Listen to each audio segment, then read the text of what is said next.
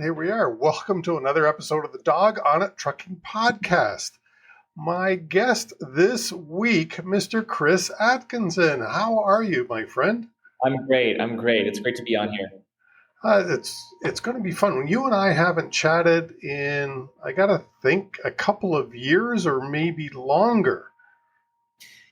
Yeah, it's been a while, and that marks my several years now in the industry. I guess the freight tech industry, but trucking more broadly for maybe 5 years now. Well, yeah, you started out with an ELD developer or manufacturer. I'm not sure. Well, we started out trying to. Actually, to go back and tell the whole story, we started out trying to offer a real enterprise-grade solution to the largest trucking fleets in Canada, and that solution was a hub and multiple sensors. And because it was a hub and multiple sensors, you were able to do things that other solutions weren't able to do with this hub. So you could measure up to 8 zones wirelessly in a trailer. You could handle tire pressure sensors. You could embed a fax machine into your truck very easily. So stuff that you wouldn't otherwise be able to do, create a hotspot on that vehicle. And after having built that out and looking at the industry and chasing after large enterprise contracts, the ELD mandate was announced in 2015. And it had taken about 10 years for the industry to get to about 30%, 40% penetration on telematics products. That ELD mandate meant that it was going to jump within 2 years to 100. So just those numbers again, it took about 10 years for about 40% of trucking companies to have some kind of telematics product. And then it was going to take 2 to get to the next 100. So it was a gold rush. So like if you were in the business, opting then to sell an ELD was just a really obvious choice. And that's why we started going after that. But our ultimate goal was to build a freight marketplace on top of our ELD subscribers. Yeah. Okay, can you say that again? Your ultimate goal was? To build a freight marketplace on top of our ELD subscribers. So we looked at the freight market. It kept becoming true that when we were trying to expand our product in the telematics space, people would want features that were more focused on improving their ability to optimize revenue per mile, their ability to source freight opportunities, manage freight opportunities, even embedded in a telematics solution. And what was really clear was if telematics data was this missing link that a lot of these freight management and load sourcing products didn't offer. So we thought, okay, well, if we can sell a low-cost ELD, we can build this freight marketplace on top of it, and that's what's going to drive real value for these fleets. That's what's going to help reduce empty miles. That's what's going to help people better identify what routes and what load selection is most optimal for their fleet. And that's what we're going after at the time, which is actually not what we do now, by the way, but that was sort of how we got to where we are now. Yeah. All right. Well, what is FleetOps? This is the name of the company. What's your position at FleetOps? Let's start off with that. Yeah, so, I'm the CEO. The CO or CEO? CEO, yes. CEO. And what is FleetOps? Well, we match truck drivers with shipments using vehicle data and artificial intelligence. That's your one-liner. We partner with ELD companies and build freight matching solutions inside of their ELD product. So I can't name everyone that we're partnered with. I actually can't name anyone we're partnered with. But there's a bunch of these ELDs in the marketplace that also supply a load board attached to their ELD. And in some cases in the market where you see that product, it's actually owned and operated by FleetOps. And so tell me exactly, or not exactly, but tell me a little bit more about FleetOps, because I don't understand the concept. I used to be a dispatcher way back when. Are you helping me get loads for drivers? Yes.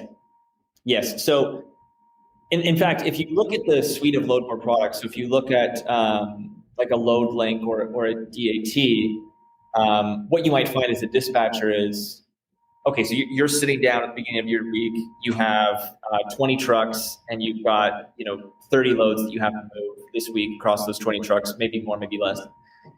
And you're trying to identify which truck is most appropriate for which shipment. You're trying to do this in a way that is optimizing for revenue per mile or optimizing for profit per mile. So doing this in the most elegant way possible. And then you're also managing all of the edge cases that occur along the way. So someone's late, someone's held up at the shipper, someone is trying to find some kind of backhaul opportunity that saves you the cost on empty miles. If you're a dispatcher, you're using a telematics product, you're using an ELD, and you're going to track your drivers using that ELD. But if you have a FleetOps solution embedded into that product, embedded into that ELD, you're also going to see what freight opportunities you should access, what freight opportunities you should execute on instead of, or in addition to the ones you're already executing on. So we help with two things. One is optimization, and one is just sourcing additional loads. Probably to put it more simply, we run load boards. We run a network of them. We have a bunch of them live and in the market. And a differentiator with those is that they leverage the data from your fleet, and they also work closely with dispatchers. So it's not just sourcing loads, it's also handling a lot of that workflow aspect of that. So, okay. Some of this conversation went way over my head. Sorry about that. We're a load board, Chris. Like we have a bunch of load boards. We run several load boards in the market, and those load boards they can be found inside your ELD. That's what we do. Yeah. So let me say it in my words, and then you can say it in the correct technical words. You take a bunch of data from load boards, so you know where all the loads are. You got the GPS data in the information, so you know where all the trucks are for my company. Do you know how many hours are left on that driver, whether he can meet the deadline of that load being delivered, things like that? We do. So you're making my dispatch job a lot easier for me. Are you also making more profit for the company? Yeah. I mean, we're going to find, so there's a couple areas where that works, but and there's a couple ways you might want to talk about. Two main ways are helping you proactively identify backhaul opportunities, A, and then B, helping you identify if the spot market freight or if a spot market load is preferable to one you have committed to, when you should take that action, when you should, look at that opportunity. See, now you're talking a little more my language. Cool. Well, you got to remember, I'm a safety guy. It's been a number of years since I was last in dispatch. I used to dispatch, but goddamn, it's been a long time ago. And, I think we used pencils and erasers the last time I dispatched. Certainly, I don't know if you're old enough to know about the card system that we used I know about it. Yeah, I do know about it. I remember when we were first building the product, I spoke to a lot of industry veterans who spoke about how fantastic the card system was, and how actually a lot of this new technology that people there's some nostalgia about the card system. They were like, you need to recreate the card system, but digitally. Yeah. Well, I'm not sure you need to recreate the card system, because the flaw of the card system, the way I see it, is it's only the loads that I personally knew about, or the loads that were given to my company to move. Yeah. Where you're doing it much more efficiently. You're taking not just one load board, but several load boards, and allowing me to pick. And this is, I'm imagining this is the way you do it. You would now allow me to pick the best load for making my truck the most efficient and cost effective that we can possibly do it. Yeah. I can actually show you some stuff. I don't know if that's something you typically do. Sure. You are. Okay, great. So I wanted to just recreate some screens for you, because I have to, take out some information. But this is really exciting. There's imagine the load board experience that you're familiar with, right? and take a look at this. So in the screen you're looking at now, you've uploaded the freight that you have to take care of this week, right? So you've got several loads, or a bunch of loads that you have to take care of this week. So you've uploaded that to our system either through your TMS or through a CSV or through just tender files, whatever it may be. And our system is then indicating which loads are most appropriate for which drivers in your fleet. Like, it's creating routes, it's creating schedules. So that job that you have as a dispatcher, that card system, this is taking that freight and then it's helping you allocate it, helping you plan it. Now, I want to point out too, if you can see here under, can you see my cursor? Yes. So see where it says C2 recommendations? So this is showing you two alternatives to the load that you've already selected. And then underneath this person's name, you have when they're working, you have their vehicle type, you have their preferred rate per mile, how much time they have left in their shift, how much time they have left in their cycle. And I want to point out to something else here, which says optimize, right? It says optimize return.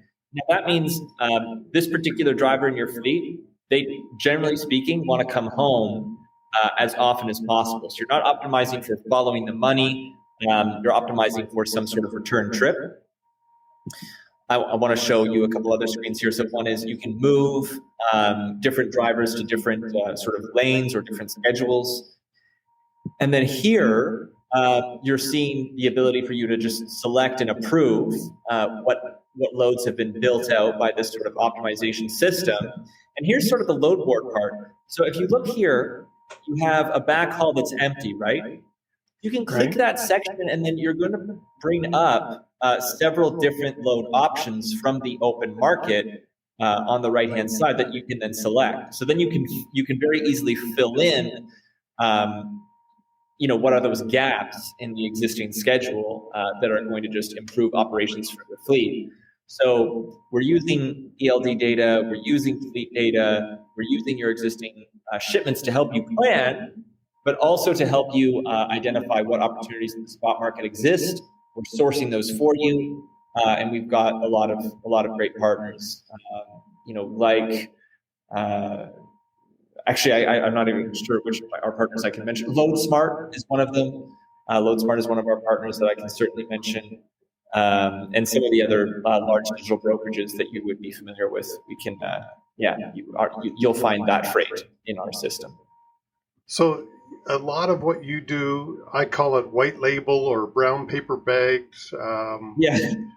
Well, when I worked in the insurance industry, one of our sister companies was exactly that. They were, their name was never mentioned, but they were the supplier of the service. Right.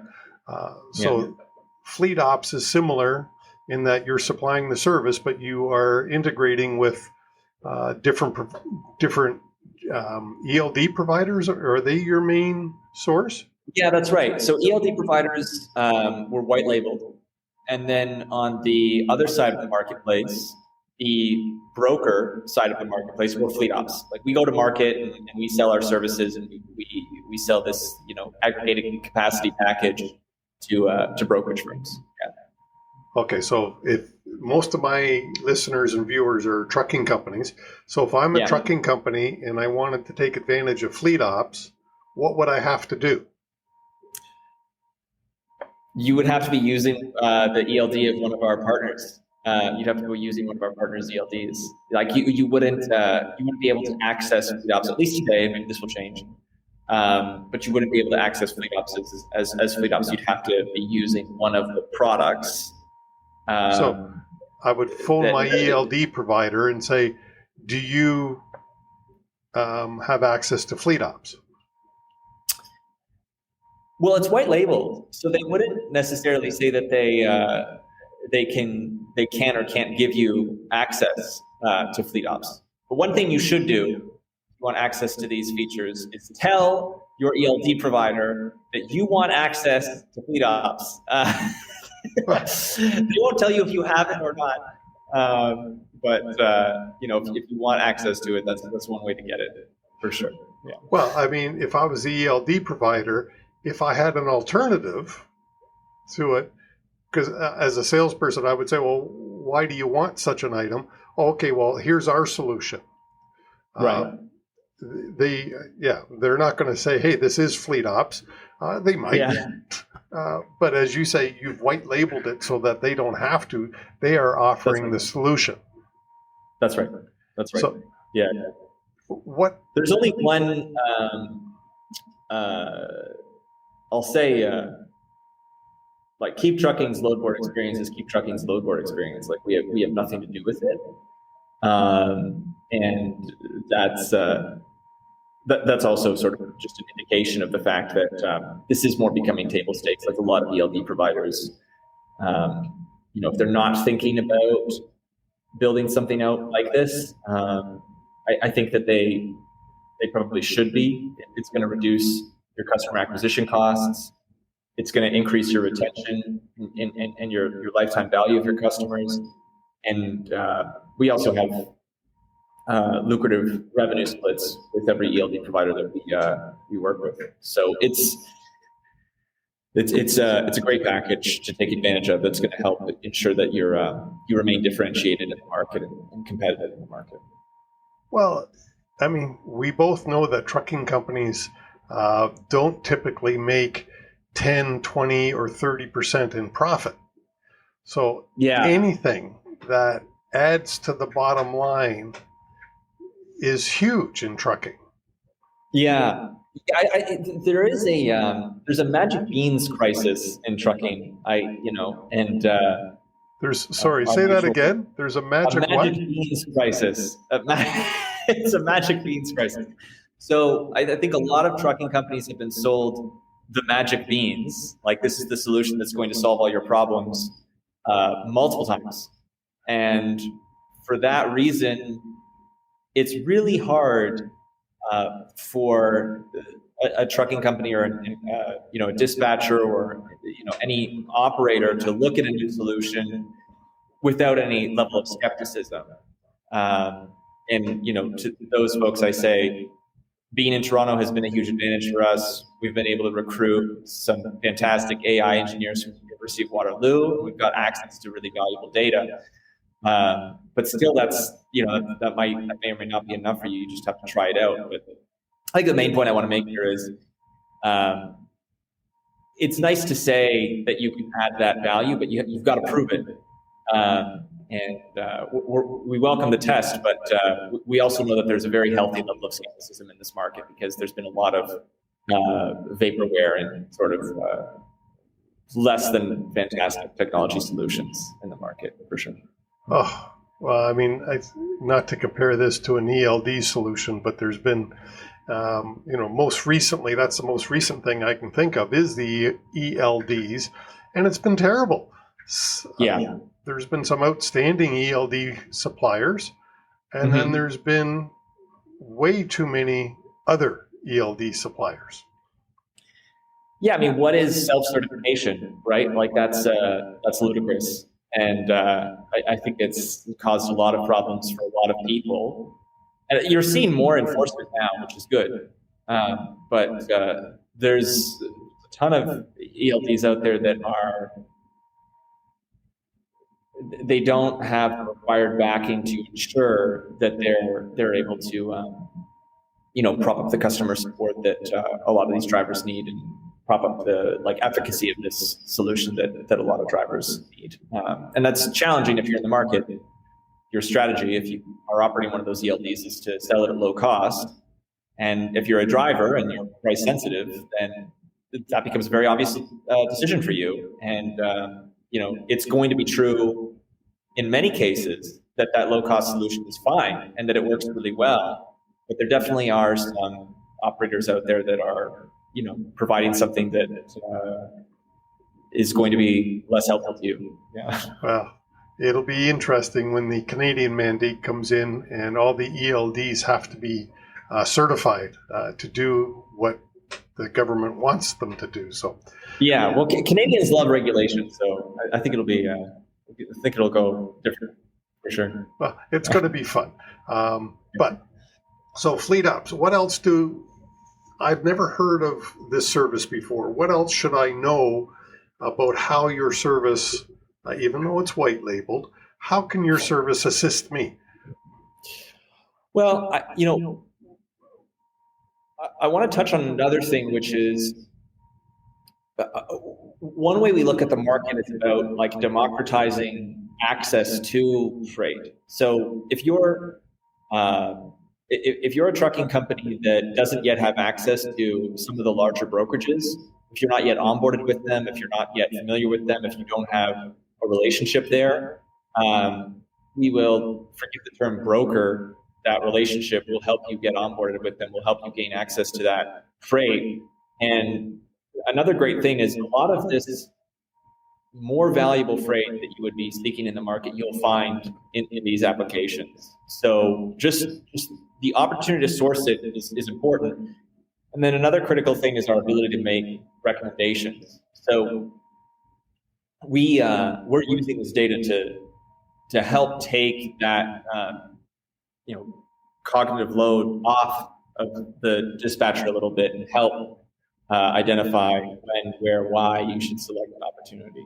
Other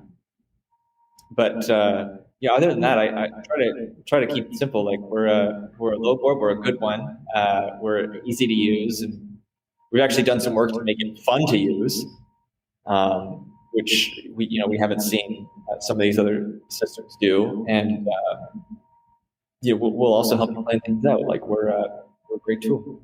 Well, there's a couple of things. Like most, unfortunately, in a lot of trucking companies, the dispatcher is the least trained person in the whole company. And so it sounds like your solution really helps that individual make much better decisions. Yeah, no, it's true. Some dispatchers are, they'll be more familiar with, some route optimization tools and some optimization tools out there, but the majority don't have access to those tools. The majority don't have access to that technology, and it's a really hard job. Like the market is moving, the trucks are moving. You're having to juggle problems that arise just that day, and you're also having to deal with the multivariate problem, which is trying to send these trucks on the right route and send them like with the right freight. Like it's actually impossible for a human being to do perfectly, unfortunately, like because of all the things you have to consider. You just can't do it. It's not the human brain is not capable of downloading all those factors and analyzing all those factors, and that's why solutions like this are necessary and can help with that. I think it's awesome because anything that can help. Well, I think of it from a driver's point of view. If your solution is going to help me, one, make more money and get me home when I want to come home, I'm like, as a driver, I'm all for it. And as a dispatcher, if I want to keep my driver turnover low, I've got to satisfy my driver and get my driver to make money and get my driver home when he wants to come home. No, indeed. Yeah. So, or you'll be every driver's least favorite dispatcher. So, right. Yeah. So if this solution is going to help me meet my objectives of keeping my drivers happy, it's going to reduce my turnover, which is another source of saving money. And your solution sounds like it optimizes my trucks so that I can make more profit per mile. Yeah. So I think it sounds pretty awesome. I wish I was a dispatcher again. No, I don't. I love my job. Sorry? How long were you a dispatcher? Oh, God, 2 or 3 years. Okay. I mean, I go back far enough that EDI was the acronym, and I can remember one day sitting in dispatch when the internet went down, and we got all of my information from my one customer. They were in Vancouver, I was in Brampton, And at 3 o'clock in the afternoon, that's when I got tomorrow's deliveries. And my Wow. internet went down at 2:30. And, I had all my trucks waiting for this. I had to do my dispatch. I was there till about 10 o'clock that night because by the time it got all up and running, because I couldn't just say, we're not delivering tomorrow. No. But anyways, that's how long ago it was. EDI, I don't know if that's a term that's even used today anymore. It's not gone. Okay. It's not gone. But it's a really tough job also because you have to deal with the information requests from the other side of these transactions. You have to deal with the information requests from the shipper or from the broker, whoever you're working with, and that's really challenging. You're now dealing with drivers who are maybe reluctant to be babysat, and you're dealing with maybe shippers or brokers that want to babysit that shipment or need a lot of information from you so that they can appropriately communicate to whomever. So not only are you planning, but you're also handling all this back and forth communication as a middle person.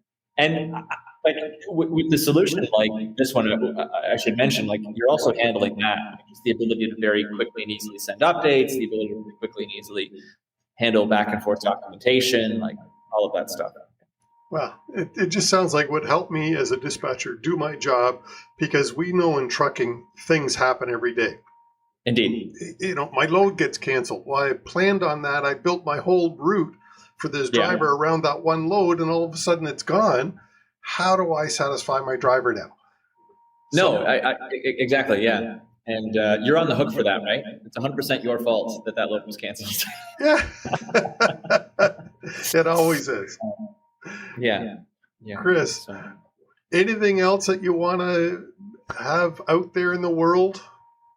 Did we cover everything? Because I had never heard of FleetOps before, and as I say, being removed from dispatch, right. I was very curious as to what the heck all this is about. Yeah, I mean, that's partially deliberate, but if you're a broker, we can help you move freight. And if you're a carrier and your ELD doesn't have a load board solution, tell your ELD provider to talk to FleetOps. But other than that, I don't have anything else. Awesome. Thanks, Chris, and thank you so much for coming on the show. Yeah, thank you so much. I hope you loved the show as much as I did. Please leave us a like, a thumbs up, a review, a comment, a rating if it is in your heart. Thank you so much. And I do really appreciate your time.